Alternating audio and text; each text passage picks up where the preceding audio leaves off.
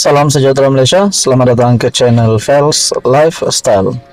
Satu isu hangat hari ini, seperti yang kita sudah sedia maklum, seperti yang kita sudah tahu, Khairy Jamaluddin yang dipecat ataupun ditendang keluar daripada UMNO menjadi satu isu yang hangat.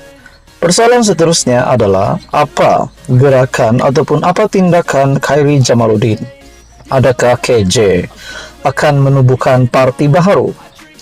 Satu artikel daripada harapandaily.com. KJ buatlah parti baju Melayu.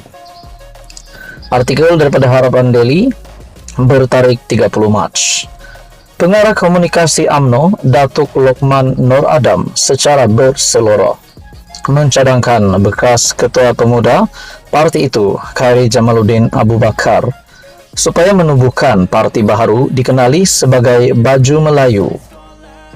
Beliau berkata, sekiranya Khairy mahu kembali ke pangkuan UMNO, buatlah cara seperti mahu masuk ke parti itu semula. Belajarlah pertahankan parti, bukan belajar untuk memusnahkan parti kita ini dengan membantu musuh parti.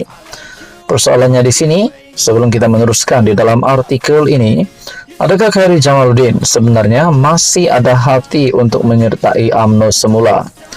Kalau begitu, adakah Zahid Hamidi sebagai Presiden Bersatu, Presiden UMNO, akan menerima semula KJ? Dan persoalannya, menurut artikel ini, bukan belajar untuk memusnahkan parti kita dengan membantu musuh parti. Adakah KJ di sini ingin menyertai PN? Persoalannya,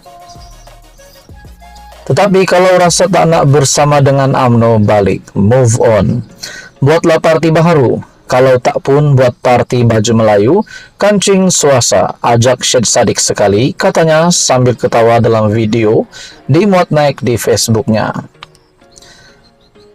Adakah ini juga boleh menjadi kenyataan KJ dan ahli parlimen Muar Syed Saddiq untuk menubuhkan parti baru?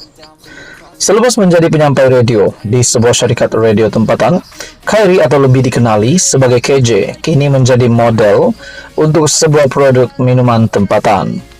Malah bekas Menteri Kesehatan berusia 48 tahun itu juga dilihat menjadi model baju Melayu untuk sebuah syarikat pengeluar pakaian raya terkemuka, sehingga menarik perhatian ramai warga maya di media sosial. Sebelum ini, KJ dalam podcast Keluar Sekejap bersama Menteri Dalam Negeri Datuk Seri Saifuddin Nasution membangkitkan persoalan UMNO yang disifatkannya sebagai liability dalam kerajaan perpaduan. Khairy melabelkan UMNO sebagai biawak hidup dalam kerajaan pimpinan Perdana Menteri Datuk Seri Anwar Ibrahim. Meskipun tidak menyebut nama secara khusus, Ahmad Zahid menyifatkan bekas pemimpin UMNO itulah sebenarnya biawak hidup. Saya ingin mengatakan orang yang mengatakan orang lain sebagai biawak hidup, itu dia sendirilah adalah biawak hidup. Tanya diri sendiri sebelum menuding jari kepada pihak lain, ujar Zahid. Rupanya, Presiden UMNO sendiri menggelar KJ sebagai biawak hidup. Apa komentar Anda berkaitan dengan isu ini? Adakah kenyataan daripada KJ ini sedikit sebanyak akan memusnahkan harapan kerajaan perpaduan? Sekiranya apa yang dinyatakan KJ menyifatkan UMNO adalah biawak hidup dalam kerajaan Perdana Menteri. Semua ini menjadi persoalan. Apa komentar Anda? Sekian saja, teruskan bersama di dalam channel ini. Halo semua, salam sejahtera Malaysia. Selamat datang ke channel Fels Lifestyle. Kembali lagi bersama admin dengan satu lagi isu hangat hari ini. Sudah pasti rasuah berleluasa di mana-mana. Kita dapat melihat SPRM semakin giat, semakin agresif melakukan kerjaan mereka. Penangkapan, penahanan, sindiket tumpas, jerung besar ditangkap, ikan bilis ditangkap, dan banyak lagi. Namun saudara-saudara, ini satu lagi isu hangat. Bagi saya ini satu lagi penangkapan jerung besar yang pasti mengejutkan ramai, terutamanya kepimpinan politik. Ini melibatkan kerugian sehingga RM 2 bilion. Ini pasti satu keputusan yang mendukacitakan kerajaan bagi saya. Namun kita dapat lihat perlahan demi perlahan SPRM menumpaskan sindiket, menangkap Jerung dan banyak lagi. Saudara-saudara yang amat dihormati, satu artikel saya ambil daripada Syahabuddin Husin.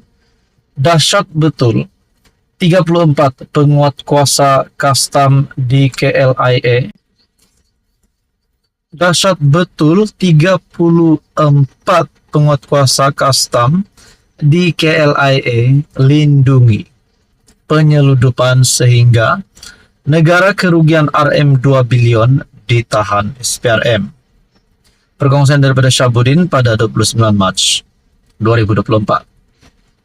SPRM mendedahkan jumlah ketirisan akibat kegiatan sindiket penyeludupan membabitkan beberapa anggota jabatan kastam di Raja Malaysia di kargo lapangan terbang antarabangsa Kuala Lumpur KLIA Sepang mencecah RM 2 bilion bagi tempoh 3 tahun lepas.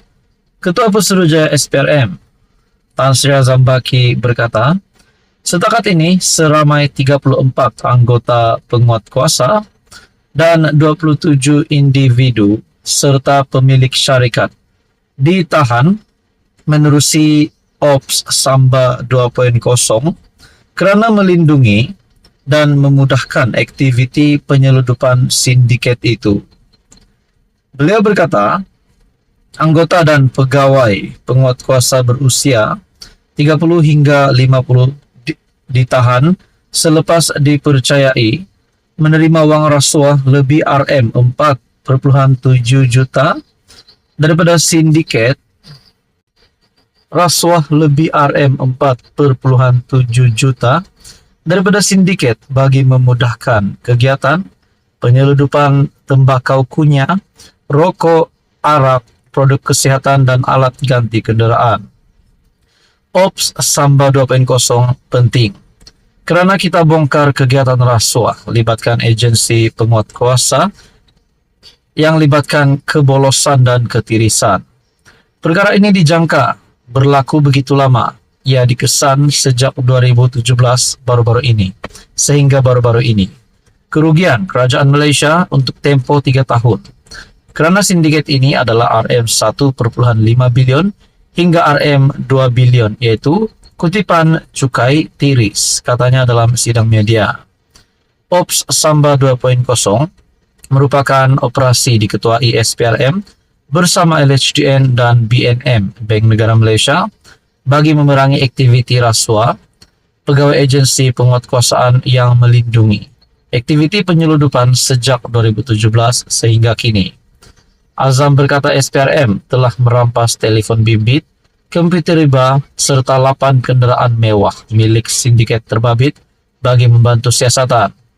Beliau berkata sejumlah 232 akaun bank milik syarikat dan individu ditahan termasuk akaun keldai berjumlah lebih RM17 juta telah dibekukan bagi membantu siasatan. Transaksi rasuah dikesan babitkan 34 penjawat awam ini adalah penyaluran, yaitu masuk akaun pribadi menggunakan keldai akaun. Katanya, menambah proses analisis akaun akan dibuat LHDN, BNM dan SPRM. Ditanya modus operandi sindiket ini, beliau berkata, sindiket itu menggunakan perkhidmatan forwarding agent sebagai orang tengah bagi pembayaran rasuah kepada penguatkuasa yang bertugas dalam pemeriksaan dan pencegahan. Tonton jawaban bagi saya ini pasti satu lagi,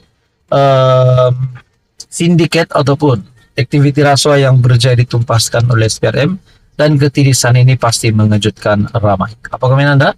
Sekian saja, teruskan bersama di dalam channel ini untuk info yang seterusnya.